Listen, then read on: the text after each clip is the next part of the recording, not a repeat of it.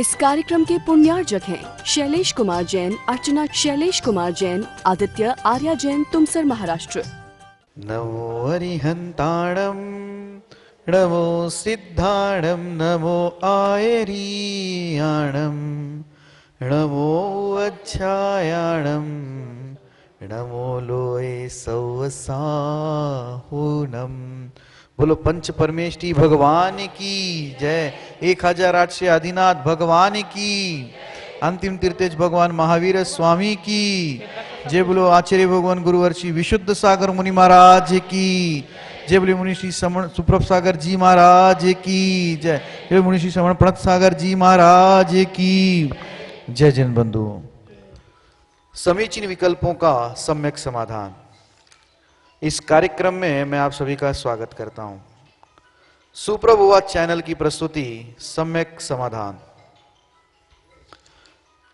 यह जो कार्यक्रम है सम्यक समाधान, वह कार्यक्रम आचार्य भगवान गुरुवर श्री विशुद्ध सागर महाराज जी के स्वर्णिम जन्म जयंती महोत्सव के उपलक्ष्य में शुरुआत हुई है और इस कार्यक्रम अल्पावधि में ही, यह कार्यक्रम अल्पावधि में ही अपने चरम सीमा में पहुंच गया है। इसका कारण एकमात्र यही है कि जो ऑनलाइन श्रावक है या उपस्थित श्रावक है, उनमें उनके मन में जो उठने वाले विकल्प है, उस विकल्प का समीचीन समाधान या सम्यक समाधान मुनि श्री सुप्रभ सागर जी महाराज अपने समय से समय निकालकर प्रदान कर रहे हैं और यह एकमात्र कारण है कि यह अल्पावधि में ही इतना प्रसिद्ध हुआ है। और मैं मुनि श्री प्रणत सागर जी महाराज के बारे में क्या कहूँ, उनकी हिंदी वोकैबुलरी के बारे में क्या कहूँ। वह जो विशेषण लगाते हैं उसके कारण जो श्रावकगण हैं उनको भी एक अलग आनंद महसूस होता है। तो आज का कार्यक्रम अपन शुरू करें उसके पूर्व मुनि श्री के चरणों में मैं बारंबार नमोस्तु करता हूँ एवं उनको यह विनय करता हूँ कि आज के कार्यक्रम को गति प्रदान करते हुए संचालन करें। नमोस्तु नमोस्तु नमोस्तु। ओम नमः सिद्धेभ्यः। पंच परमेष्टि भगवान की, परम पूज्य आचार्य भगवंत गुरुवर विशुद्ध सागर जी मुनि महाराज की, परम पूज्य मुनि श्री सुप्रभ सागर जी महाराज की।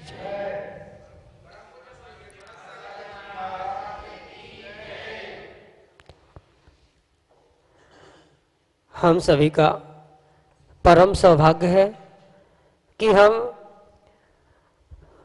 वर्तमान में इस वर्ष 2021 में परम पूज्य आचार्य भगवंत गुरुवर विशुद्ध सागर जी महाराज का स्वर्णिम जन्म जयंती वर्ष मना रहे हैं और उस स्वर्णिम जन्म जयंती वर्ष की हमें एक अनूठी भेंट प्राप्त हुई जिसका नाम है सम्यक समाधान।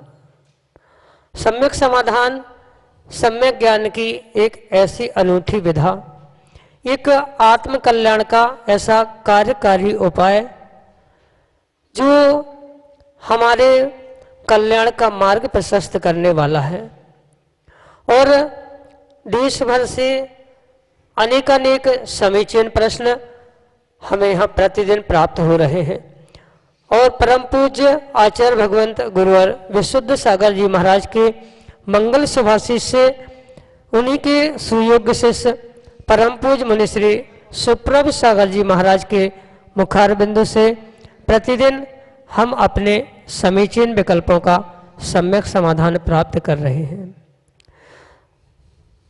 कई एक विकल्प ऐसे भी होते हैं जिन विकल्पों के बारे में हम सोच नहीं पाते हैं और ऐसे विकल्प भी हमारे सामने आते हैं और उनका बड़े सात्विक ढंग से, बड़े ही तार्किक ढंग से परम पूज्य मुनि श्री समाधान देते हैं। प्रश्न अवश्य किसी एक व्यक्ति का होता है लेकिन वही प्रश्न अनेकों व्यक्तियों के मन में उत्पन्न होता है।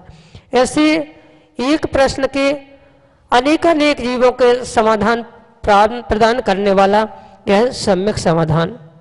प्रारंभ करते हैं आज का सम्यक समाधान और आज का पहला विकल्प इंदौर मध्य प्रदेश से राहुल जैन सपरिवार परम पूज्य मुनि श्री के चरणों में कोटि कोटि नमोस्तु निवेदित करते हुए अपना समीचीन विकल्प रख रहे हैं कि महाराज जी नमोकार की माला फेरने का अगर नियम हो और अगर नमोकार मंत्र की जगह ओम ह्रीम असिया उषा नमा की माला फेरते हैं तो क्या यह नियम में दोष लगेगा?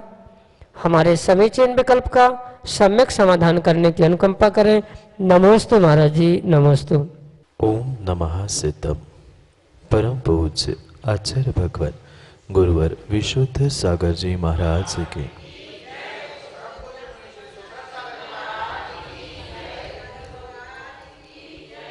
हाँ, यह जो नियम व्रत आदि की संकल्पना है, वहाँ पर जो पुण्य पाप के आश्रव के विषय में व्याख्यान है, वह परिपूर्ण रूप से जीव के स्वयं के संकल्प और अभिप्राय पर निर्भर करता है। जिस प्रकार का जीव नियम लेते हुए मन में संकल्प करके या मन में अभिप्राय धारण करते हुए नियम देवशास्त्र गुरु के साक्षी पूर्वक लेता है, उसे उसी प्रकार से उस नियम का पालन करना चाहिए। ये हमारी प्रमादजन्य व्यवस्था है कि हम समय को टालने के लिए या किसी जल्दबाजी के पीछे हम अपने नियम में समय समय पर बदलाव कर दें। जो 5 व्रत आदि कहे हैं, उनमें भी जो उमा स्वामी महाराज ने तत्वार्थ सूत ग्रंथ में जो उन व्रतों के अतिचार बताए हैं, उसी प्रकार से ये जो आपने विकल्प भेजा है, आपके नियम में आप जो शॉर्टकट अपनाना चाहते हो, ये उस व्रत का अतिचार है। और ये नियम जो आपने संकल्प पूर्वक नमोकार मंत्र का लिया था, नमोकार मंत्र ही महामंत्र है और उसका आपने बुद्धिपूर्वक संकल्प किया है, तो उसी प्रकार से ही आपको माला पूर्ण करनी होगी। जो समय के अभाव में कह दो या प्रमादजन्य अवस्था में आपने जो ओम ह्रीम असिया उषा आदि शॉर्टकट अपनाने का प्रयास किया है, उससे वह पुण्य नहीं मिलेगा जो महामंत्र की आराधना से मिलने वाला है। और आपने तो बुद्धिपूर्वक जब संकल्प ही लिया है, तो आपको महामंत्र की ही परिपूर्ण रूप से जाप करनी आवश्यक है। आपने ओम ह्रीम अरम असिया उषा या असिया उषा नमः आदि जो शॉर्टकट प्राप्त करने का प्रयास किया है, आपके नियम में अतिचार अनाचार दोष अवश्य लग रहे हैं। इसलिए आप प्रयास यही करना कि जिस प्रकार का संकल्प अभिप्राय पूर्वक हमने ग्रहण किया है, नियम लेते समय हमें उसी अभिप्राय और उसी संकल्प पे दृढ़ रहते हुए समय का कितना भी अभाव हो, उस समय के अभाव में भी हमें नमोकार मंत्र की ही माला परिपूर्ण रूप से फेरनी होगी। शॉर्टकट असिया उषा आदि करने से नियम में दोष लगेगा और समय समय पर वह दोष अतिचार अनाचार के द्वारा नियम तोड़ने में भी प्रवृत्त कर देगा। इसलिए आपको बुद्धिपूर्वक नमोकार मंत्र की ही माला फेरनी होगी, अन्य किसी की नहीं। यही आपके लिए सम्यक समाधान। अगला विकल्प बड़ा गांव धसान टीकमगढ़ मध्य प्रदेश से श्रीमती गुणमाला जैन परम पूज्य मुनिश्री के चरणों में बारंबार नमोस्तु निवेदित करते हुए अपना समीचीन विकल्प रख रहे हैं कि महाराज जी जो मनुष्य गति की 14 लाख योनियां हैं, उनमें कौन कौन से जीव आते हैं। हमारे समीचीन विकल्प का सम्यक समाधान करने की अनुकंपा करें। नमोस्तु महाराज जी, नमोस्तु। जो मनुष्यों की 14 लाख योनियां बताई है, योनियों का मतलब कोई मनुष्यों के प्रकार नहीं बताया है, पर आगम के परिप्रेक्ष्य में योनि का अर्थ होता है जन्म लेने का स्थान। जो 14 लाख प्रकार के मनुष्यों को जन्म लेने के स्थान बताए गए हैं, उसकी अपेक्षा से यह मनुष्य गति के 14 लाख योनियां डिसाइड होती है, तय होती। मात्र मनुष्यों की ही नहीं अपितु जो 84 लाख योनियों का व्याख्यान आगम में है, वह 84 लाख योनि कह दो या 14 लाख योनियां मनुष्यों की कह दो, जन्म के स्थान से उनका निर्धारण किया जाता है, ना कि मनुष्यों के हाइट से, चेहरे से, रंग से। बहुत सारे जीवों के भीतर यह भ्रम है कि मनुष्य तो सब एक से ही दिखते हैं, सबको ही 2 हाथ 2 पैर 1 सर है, फिर 14 लाख प्रकार के मनुष्य कहाँ हैं। तो ये बहुत अच्छा चिंतनीय विषय है कि योनि का मतलब आकार या दृश्यता नहीं है, अपितु जन्म स्थान से उसका संबंध रखता है। भले ही वह 14 लाख योनियां हमारे पकड़ में नहीं आ रही है, समझ में नहीं आ रही है, पर आगम की और आचार्यों की बात को हमें आज्ञा सम्यक का पालन करने के लिए और आज्ञा विजय नाम के धर्म ध्यान को धारण करने के लिए इन सूक्ष्म बातों को भी ग्रहण करने योग्य ही है। अगर सामान्य रूप से दृष्टांत भी हम समझे तो विदेहज में जन्म लेने वाले यानी भोग भूमि, कुभोग भूमि और मध्यम भोग भूमि, जघन्य भोग भूमि, उत्तम भोग भूमि, कर्म भूमि आदि के निमित्त से सामान्य रूप से स्थूल रूप से कुछ योनियों के भेद हम भी समझ सकते, पर इसके विषय में किसी आचार्य भगवंत के ग्रंथ में इन 14 लाख योनियों का कोई विश्लेषण पढ़ने में नहीं आया, हमें अभी तक प्राप्त नहीं हुआ।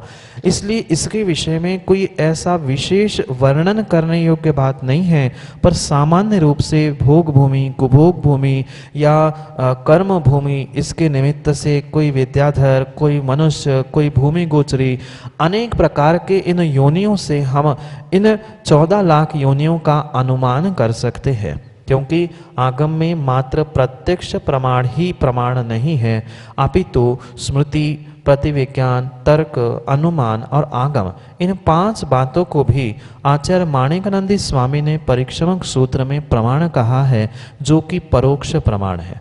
इसलिए उस परोक्ष प्रमाण से, अनुमान और आगम ज्ञान से हमें ये निर्णय करना होगा कि कौन कौन से जीव नहीं, मनुष्य गति के जितने जीव हैं वे चाहे भोग भूमि, कुभोग भूमि, विदेह के या भरत, ऐरावत आदि के अपेक्षा से जो जितने भी मनुष्य गति के जीव होंगे वे उनमें ही वह 14 लाख योनियों का विभाजन है, और योनि का अर्थ जन्म लेने का स्थान है। उसकी अपेक्षा से ये भेद है। सूक्ष्म भेद आपको बताए, और सूक्ष्म भेदों के लिए हमें स्वयं को उसके विषय में और किसी आचार्य भगवंत के, क्योंकि अभी तक मेरे पढ़ने में नहीं आया, कहीं विस्तार से इन योनियों का वर्णन प्राप्त नहीं होता। संक्षेप से आपके लिए इस 14 लाख योनि और मनुष्यों के गति के निमित्त से यही सम्यक समाधान। अगले विकल्प के लिए हमारे सामने हैं देवशास्त्र गुरु के अनन्य समर्पित गुरु भक्त डॉक्टर सुधीर जैन, चिरगांव, झांसी, उत्तर प्रदेश से, जो कि अपना समीचीन विकल्प परम पूज मुनिश्री के समक्ष रख रहे हैं। नमोस्तु महाराज श्री, नमोस्तु महाराज श्री, नमोस्तु महाराज श्री। हे भगवान, मेरा आपसे प्रश्न यह है कि हम अनादि से संसार में भटक रहे हैं। विभिन्न पर्यायों में हमने विभिन्न शुभ अशुभ कर्मों को किया है। इस पर्याय में भी मैं अनेक शुभ अशुभ कर्मों को कर रहा हूँ, लेकिन इन कर्मों के उदय का जो क्रम होता है वो किस प्रकार से निर्धारित होता है, यह बताने की कृपा करें। नमोस्तु भगवान, नमोस्तु भगवान, नमोस्तु भगवान। कर्म बंध के आगम में 4 प्रकार बताए: प्रकृति, स्थिति, प्रदेश और अनुभाग। और इन 4 प्रकार के बंध के निर्धारण से ही जीवों के इस कर्म के उदय आने का भी निर्धारण हुआ करता।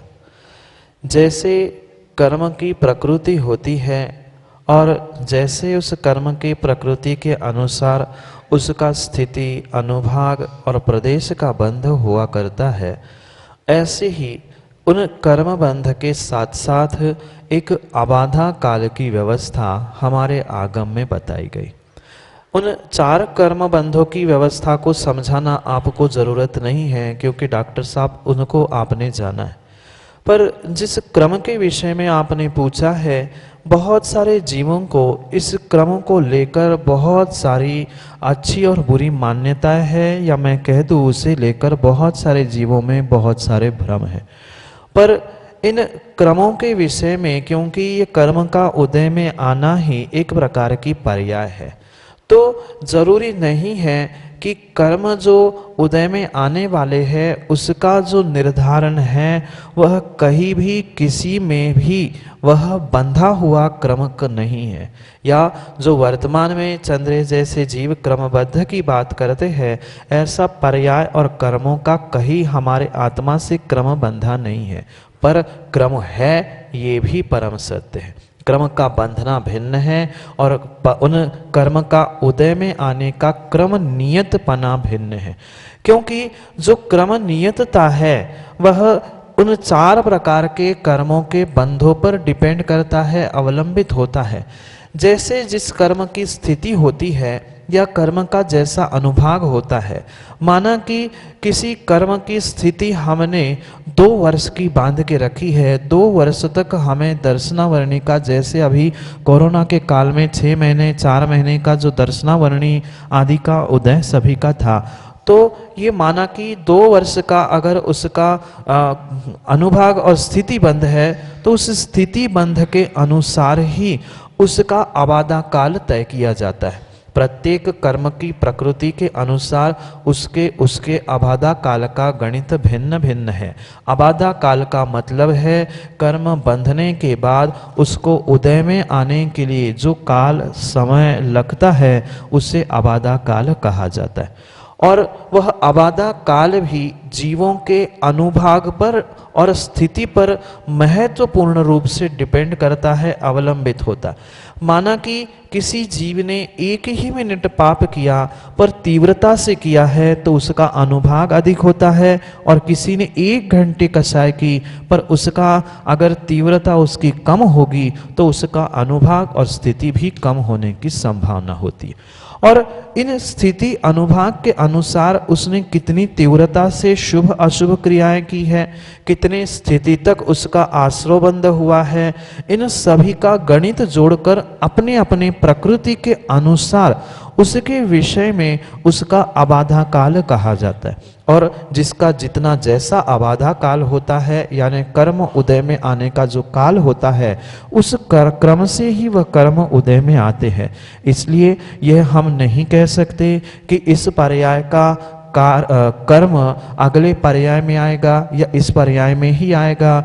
हमने यानी व्यक्ति ने जिस प्रकार के परिणाम मन वचन काय के निमित्त से किए हैं, उस अनुभाग और स्थिति के अनुसार ही कुछ कर्म आपके 50 वर्ष बाद या 50 भवों बाद भी आ सकते हैं, कुछ कर्म आज के आज ही आ सकते हैं। कम से कम कर्मों को उदय में आने के लिए 48 मिनट का समय लगता है, जो कि सबसे जघन्य अंतर मुहूर्त रूप आबादा काल कहा गया।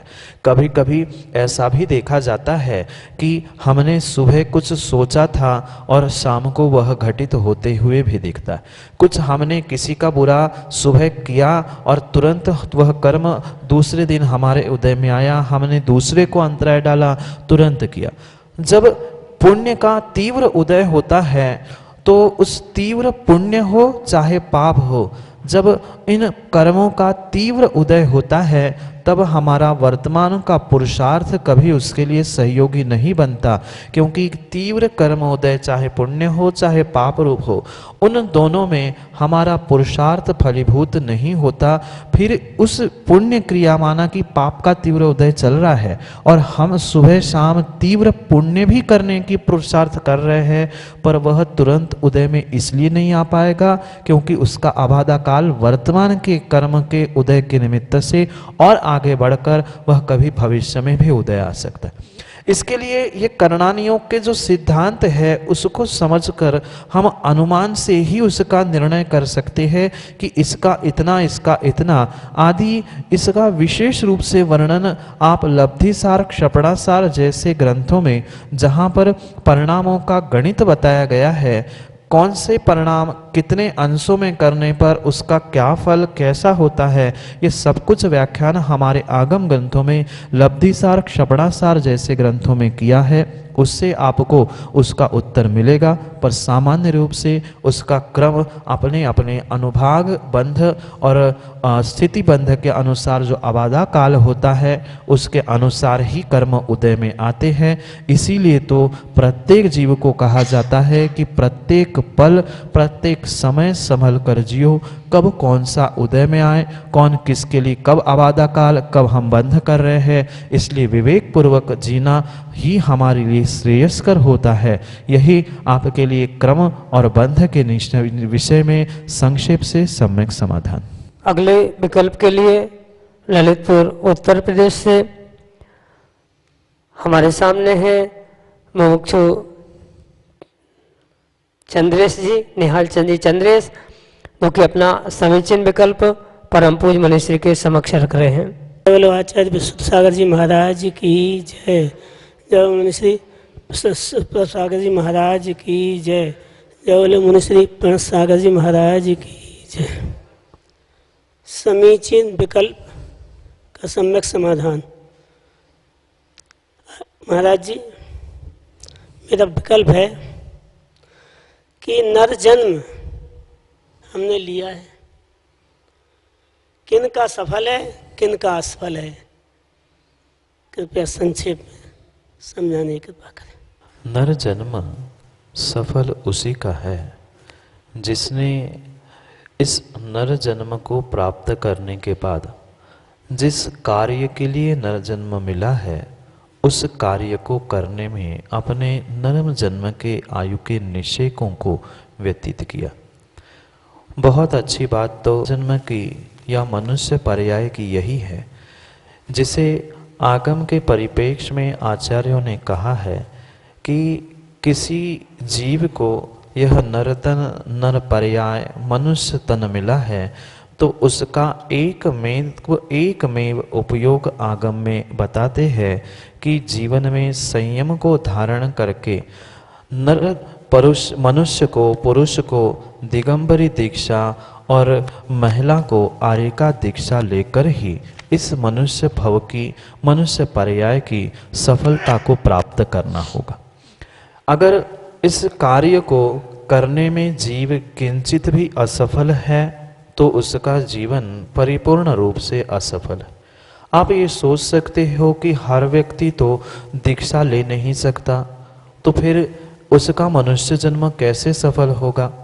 उत्कृष्ट बात तो नर जन्म सफल करने की तो दिगंबरी दीक्षा में या आर्यिका दीक्षा में ही है, अपितु अगर उस जीव उस शक्ति को प्राप्त नहीं कर पा रहा है या उन कर्मों के तीव्र उदय के कारण मन में इच्छा होने पर भी उस सफलता के लिए दीक्षा आदि ग्रहण नहीं कर पा रहा है, तो कम से कम जिन्होंने दीक्षा धारण की है उनकी सेवा करने में भी उसने अपने अनमोल मनुष्य पर्याय के क्षणों के व्यतीत किया है, तो नियम से उसका भी जीवन सफलता की ओर होगा। वास्तव में परिपूर्ण रूप से सफलता मनुष्य पर्याय की दिगंबरी दीक्षा में ही है, अपितु हम वहाँ तक नहीं पहुँच पा रहे हैं तो कम से कम हमारे अनमोल क्षणों को सच्चे देव, सच्चे गुरु और सच्चे शास्त्र उनकी सेवा में अगर लगा लेंगे तो नियम से हम सफलता की ओर होंगे, यानी सफलता के कदम हमारे सफलता के ओर बढ़ते जाएंगे। इसलिए आपके लिए यही सफलता और असफलता का राज है, जो जिस वस्तु का जिस कारण के लिए जिस उपयोग के लिए उस वस्तु को बनाया जाता है उस वस्तु का उस क्रिया में ही उपयोग करना डॉक्टर साहब वह उस वस्तु की सफलता है। यह मनुष्य पर्याय संयम के लिए मोक्ष प्राप्त करने के लिए मिली है, क्योंकि अन्य किसी भी पर्याय में हम मोक्ष भगवत्ता प्राप्त नहीं कर सकते।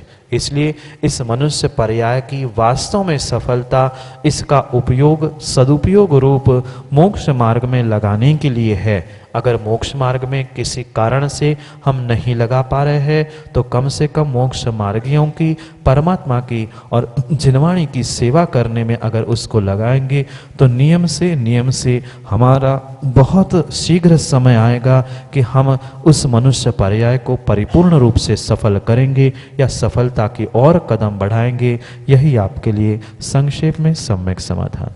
जय जिन बंधुओं, हम सभी देख रहे थे समीचीन विकल्पों का सम्यक समाधान।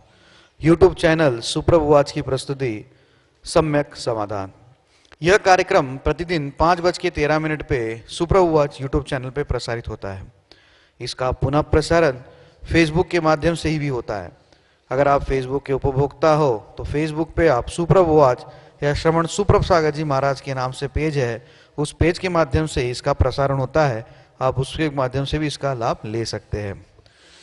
सुप्रभुवाच से अगर आप इस कार्यक्रम से सम्यक समाधान से जुड़ना चाहते हो तो नीचे डिस्क्रिप्शन में या नीचे पट्टी पे व्हाट्सएप के 2 नंबर चल रहे हैं। उस व्हाट्सएप के नंबर से माध्यम के द्वारा आप अपना समीचीन विकल्प हम तक पहुंचा सकते हो।